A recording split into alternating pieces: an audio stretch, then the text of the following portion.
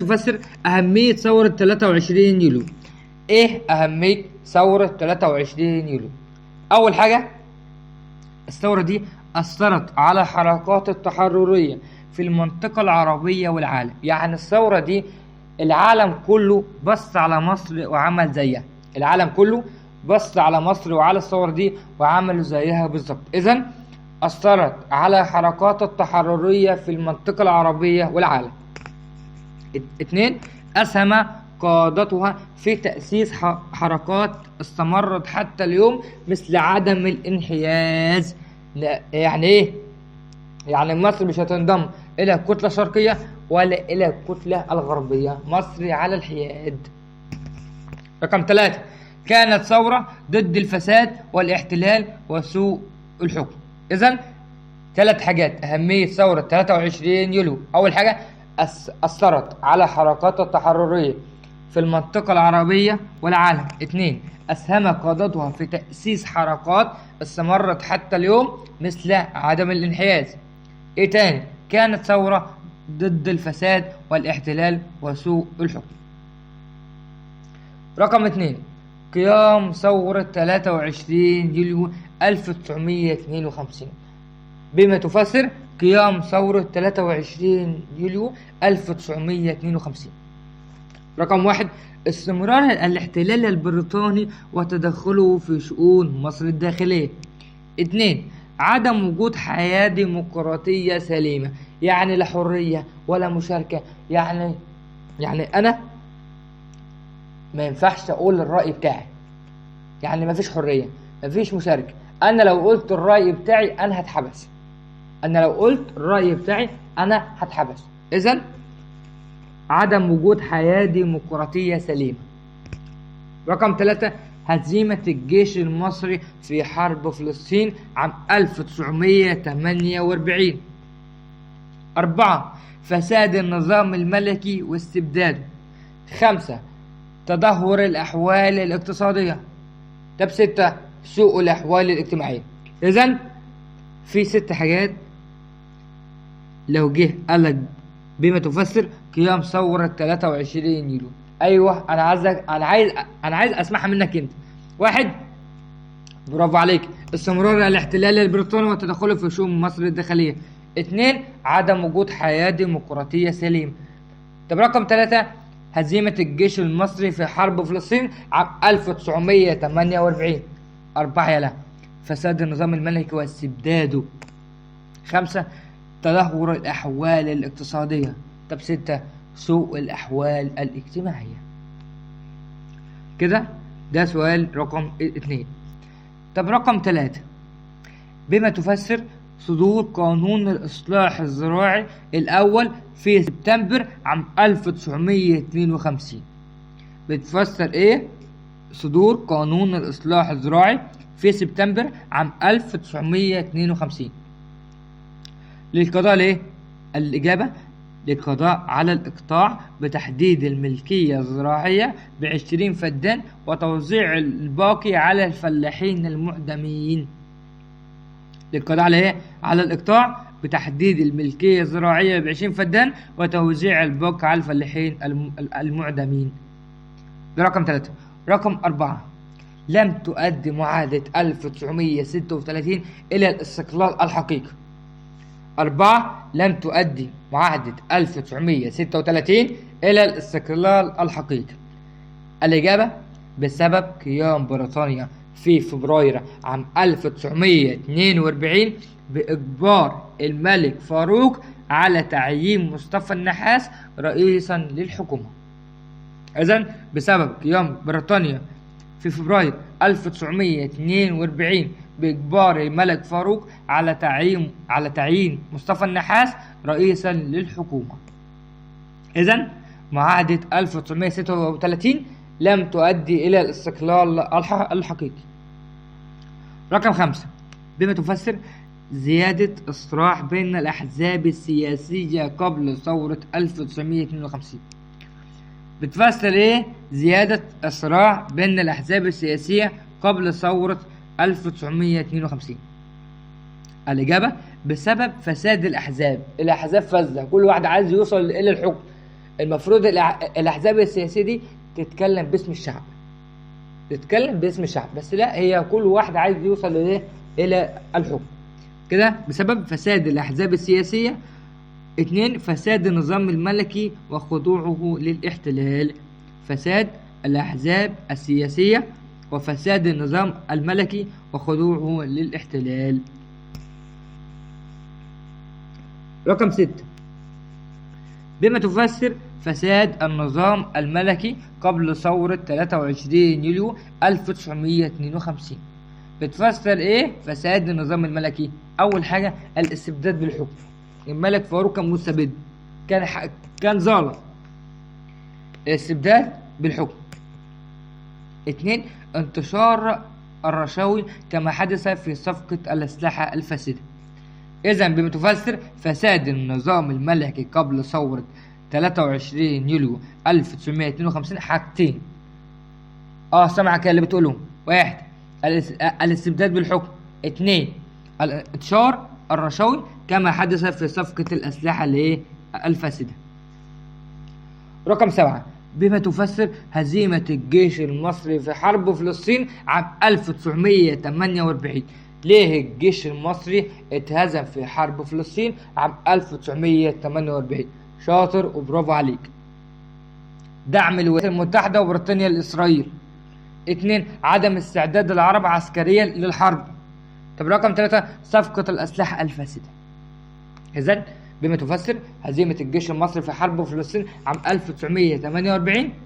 أنا سامعك اللي بتقول 1 دعم الولايات المتحدة وبريطانيا لإسرائيل. 2 عدم استعداد العرب عسكريا للحرب. 3 صفقة الأسلحة الفاسدة. ده رقم ايه؟ ده سؤال رقم 7. طب رقم 8 بما تفسر سوء الأحوال الاجتماعية في مصر قبل ثورة 1952. سوء الأحوال الاجتماعية في مصر قبل ثورة 1952. الإجابة عدم وجود سياسة واضحة للإصلاح الاجتماعي نتيجة الصراع السياسي بين الأحزاب. إذا لو جه سؤال قالك بمتفسر سوء الأحوال الاجتماعية في مصر قبل ثورة 1952، الإجابة عدم وجود سياسة واضحة للإصلاح الاجتماعي نتيجة الصراع السياسي بين الأحزاب. طب إيه تاني؟ الإقطاع وسوء توزيع الأراضي الزراعية. يعني في ناس تاخد مثلا تاخد 200 فدان والفلاح ما ياخدش الا نص فدان. طب وده ينفع ده؟ قال لا، ده اسمه الإقطاع وسوء توزيع الأراضي الزراعية مما جعل فيها تملك وتستبد. هم بقى اللي معاهم كل حاجة. مما جعل فيها تملك وتستبد. مما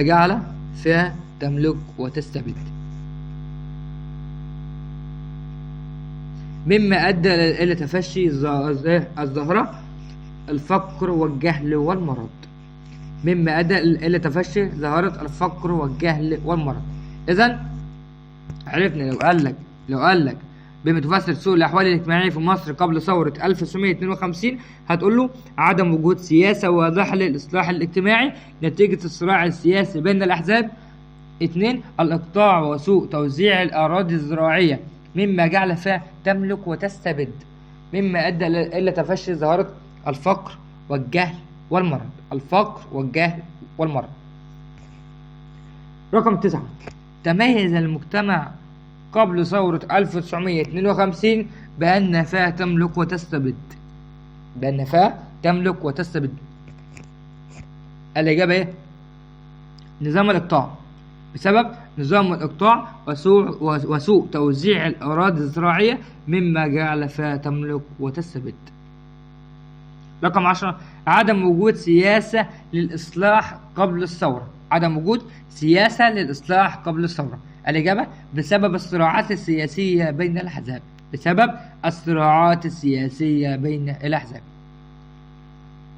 رقم 11 بما تفسر تأسيس جمال عبد الناصر تنظيم الضباط الأحرار.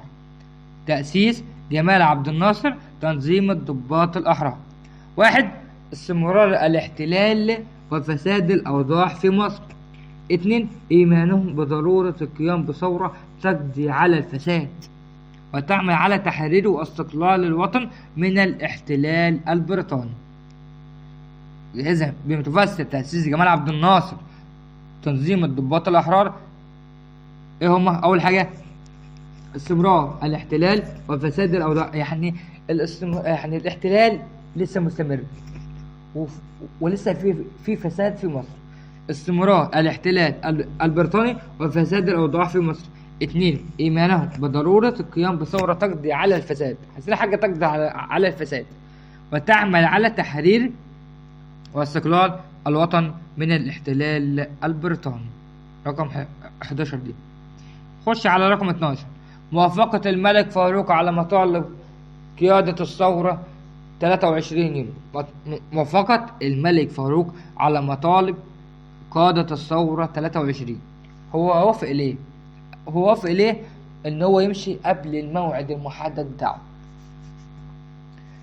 لانه ادرك ان الجيش والشعب يكرهان حكمه، مش عايزينه، مش طايقينه، لا جيش ولا شعب عايزينك يا فاروق، لانه ادرك ان الجيش والشعب يكرهان حكمه، لانه ادرك ان الجيش والشعب يكرهان حكمه، مش عايزينه. طب رقم 2. وتخلي الانجليز عنه. خلاص انجلترا تخلت عنه، وتخلي ايه؟ الانجليز عنه. اذا بمتفسر موافقة الملك فاروق على مطالب قادة الثورة، لأنه أدرك أن الجيش والشعب يكرهان حكمه، وتخلي الإنجليز إيه؟ عنه. رقم 13.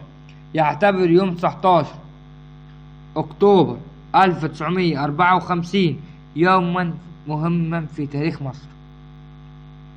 يوما مهما في تاريخ مصر، لأن في هذا اليوم تم توقيع اتفاقية جلاء الإنجليز عن مصر. خلاص، لأن في هذا اليوم تم توقيع اتفاقية جلاء الإنجليز عن مصر. طب يلا نشوف ليه، يلا نشوف السؤال التاني. المنظمة وهدفها. يلا نشوف المنظمات وهدفها.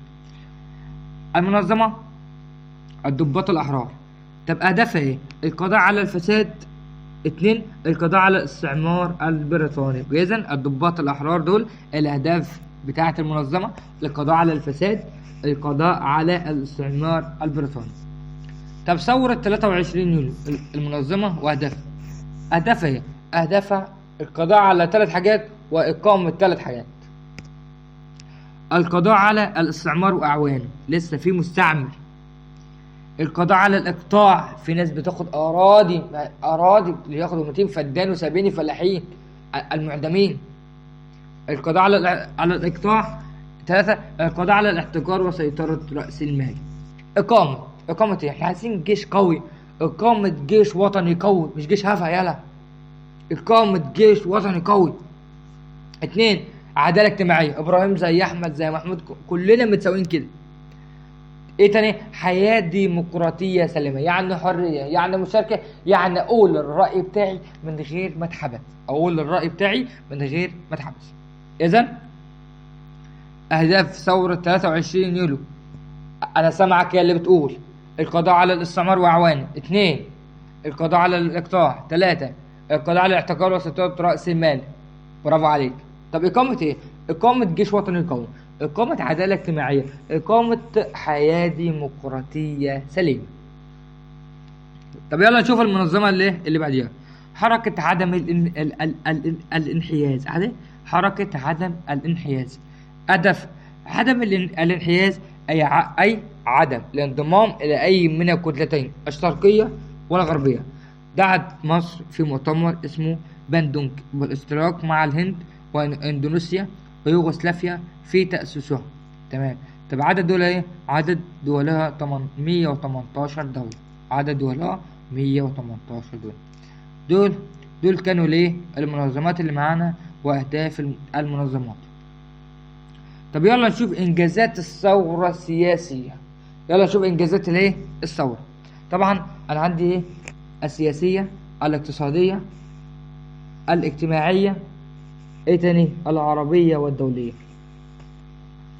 اول حاجة انجازات الثورة السياسية 5 حاجات.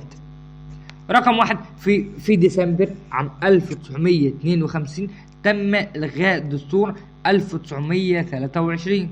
وفي يناير عام 1953 يعني بعدها بسنة تم حل الأحزاب السياسية. رقم واحد. رقم اتنين، وفي 1953 تم إلغاء الملكية. تم إلغاء إيه؟ الملكية. يعني أنا دلوقتي إيه في الحكم، الرئيس مثلا اهو يجي ايه دلوقتي بعد مثلا دلوقتي لو انا مت يجي بعد ايه ابني، لا احنا لغينا كده. تم الغاء الملكيه واعلان الجمهوريه وتعيين محمد نجيب اول رئيس للجمهوريه. رقم اتنين. رقم تلاتة، في اكتوبر عام 1954 تم توقيع اتفاقيه الجلاء عن مصر خلال 20 شهر. 4. عام 1956 رحل الإنجليز عن مصر بعد احتلال ده مع 74 سنة وسمي عيد الجلاء. رقم 5. عام 1956 تم تأميم شركة قناة السويس وأصبحت شركة مصرية بإدارة مصرية. دي إنجازات في المجال السياسي. طب الاقتصادي، إنجازات الثورة في المجال الاقتصادي: الزراعة، الصناعة، التجارة. الزراعة: التوسع في استصلاح الأراضي الصحراوية لزيادة الأرض الزراعية. 2. إنشاء السد العالي وتم إنجازه عام كام؟ عام 1971 ليحقق الفوائد التالية: 1. حماية مصر من خطر الفيضان. 2. تخزين المياه وتوليد الكهرباء. إذن بما تفسر إنشاء السد العالي. ليه عملوا السد العالي؟ لحماية مصر من خطر الفيضان وتخزين المياه وتوليد الكهرباء. ده في الزراعة. الصناعة بقى: إنشاء مصانع جديدة مثل الحديد والصلب بحلوان والأسمدة بأسوان. الاهتمام بالتعليم الصناعي ومراكز التدريب المهني. البحث والتنقيب عن البترول. إذن في الصناعة عملوا إيه؟ إنشاء مصانع جديدة مثل الحديد والصلب بحلوان والأسمدة بأسوان. 2. الاهتمام بالتعليم الصناعي ومراكز التدريب المهني. 3. البحث والتنقيب عن البترول. التجارة بقى: فتح أسواق جديدة في الخارج لتسويق المنتجات المصرية. 2. تمصير البنوك وشركات التأمين وشركات الاستيراد. ده في الايه؟ ده في التجارة. إذا في التجارة فتح أسواق جديدة في الخارج لتسويق المنتجات المصرية. 2. تمصير البنوك وشركات التأمين وشركات الايه؟ الاستيراد. طب إنجازات الثورة في مجال الاجتماعي. إنجازات الثورة الاجتماعية: إقامة عدالة اجتماعية عن طريق 1 2 3 4 5 مجانية التعليم، إقامة الوحدات، تحديد ساعات العمل، إصدار قوانين التأمينات، منح المرأة حق الانتخاب. أول حاجة مجانية التعليم، يعني التعليم بالمجان، ابتدائي وإعدادي وثانوية حتى الجامعة. مجانية التعليم بجميع مراحله بما فيه التعليم الجامعي. 2. إقامة الوحدات الصحية والجمعيات الزراعية. رقم 3. تحديد ساعات العمل وإشراك العمال بمجالس إدارة الشركات وتحديد نسبة لهم من الأرباح. 4. إصدار قوانين التأمينات والمعاشات الاجتماعية للموظفين والعمال. 5.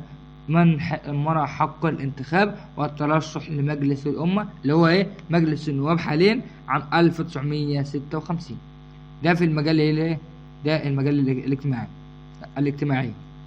انجازات الثوره الاجتماعيه. اذا انجازات الثوره الاجتماعيه كم حاجه؟ 5 حاجات. 1. انا عايزك تردد معايا، عايزك تقول معايا. 1. مجانيه التعليم بجميع مراحله بما فيه التعليم الجامعي. 2. إقامة الوحدات الصحية والجمعيات الزراعية. 3. تحديد ساعات العمل وإشراك العمال بمجالس إدارة الشركات وتحديد نسبة لهم من الأرباح. 4. إصدار قوانين التأمينات والمعاشات الاجتماعية للموظفين والعمال. 5. منح المرأة حق الانتخاب والترشح لمجلس الأمة اللي هو إيه؟ مجلس النواب حاليا عام 1956. المجال العربي والدولي. يلا نشوف إنجازات الثورة في المجال العربي والدولي. ساندت الدول العربية، مصر ساندت الدول العربية والأفريقية كمان ساندت الدول العربية وبعض الدول الأفريقية لنيل الاستقلال مثل السودان والجزائر وتونس والمغرب والكويت والعراق واليمن وكينيا. دول إيه؟ دول الدول اللي ساندتهم مصر. 2. إقامة أول وحدة عربية بين مصر وسوريا عام 1958. رقم 3. تأييد ومساندة حقوق الشعب الفلسطيني في دولة مستقلة عاصمتها القدس الشريف. 4.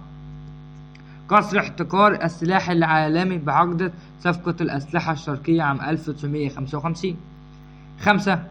المسمى بتشكيل حركة عدم الانحياز، وظهر الدور الرائد لمصر مع كل من الهند ويوغوسلافيا باتفاق مؤتمر باندونسيا عام 1955. دي كلها إنجازات الثورة. دي كلها إيه؟ إنجازات الثورة. يلا نشوف السؤال اللي بعديه. ماذا يحدث إذا لم تقم ثورة 23؟ لو الثورة دي ما قامتش خالص، هو إيه اللي كان هيحصل؟ لم يتم تحرير البلاد من الاستعمار البريطاني، ولم يتم تعيين محمد نجيب أول رئيس لمصر، ولم تحقق الإنجازات السياسية والاقتصادية والاجتماعية والعربية والدولية. إذا ماذا يحدث إذا لم تقم ثورة 23 يوليو؟ لم يتم تحرير البلاد من الاستعمار البريطاني، ولم يتم تعيين محمد نجيب أول رئيس لمصر، ولم تحقق الإنجازات السياسية والاقتصادية والاجتماعية والعربية والدولية. ده رقم 1. رقم 2. ماذا يحدث إذا لو لم تؤمم قناة السويس عام 1956؟ لظل في يد الشركة الفرنسية، لم تصبح شركة مصرية بإدارة مصرية. طب إيه تاني؟ لما جاءت إنجلترا في العدوان الثلاثي على مصر عام 1956. رقم 3. ماذا يحدث إذا لم تصدر ثورة 23 يوليو 1952 قوانين الإصلاح الزراعي؟ 1. لم يتم القضاء على الإقصاء. 2. لم تستطع الثورة إقامة عدالة اجتماعية. 3. لم تحدد الملكية الزراعية في النهاية ب50 فدان، ولم تزد ملكية الفلاحين للأراضي الزراعية. إذن ماذا يحدث إذا لم تصدر ثورة 23 يوليو 1952 قوانين الإصلاح الزراعي؟ لم يتم القضاء على الإقطاع، لم تستطع الثورة إقامة عدالة اجتماعية، لم تحدد الملكية الزراعية في النهاية ب50 فدان، لم تزد ملكية الفلاحين للأراضي الزراعية. رقم 4. ماذا يحدث إذا عجزت مصر عن بناء السد العالي؟ لو مصر عجزت عن بناء السد العالي عام 1971، إيه اللي كان هيحصل؟ 1. تعرضت مصر لخطر الفيضان. 2. لم تتمكن مصر من تخزين المياه. 3. لم يتم توليد الكهرباء. إذن لو عجزت مصر عن بناء السد العالي، إيه اللي كان هيحصل؟ تعرضت مصر لخطر الفيضان، لم تتمكن مصر من تخزين المياه، ولم يتم توليد الكهرباء. دي كانت مراجعة أول درس في التاريخ، وإن شاء الله انتظروا مراجعة درس مصر والقضية الفلسطينية. كان معكم مستر إبراهيم شعبان. سلام.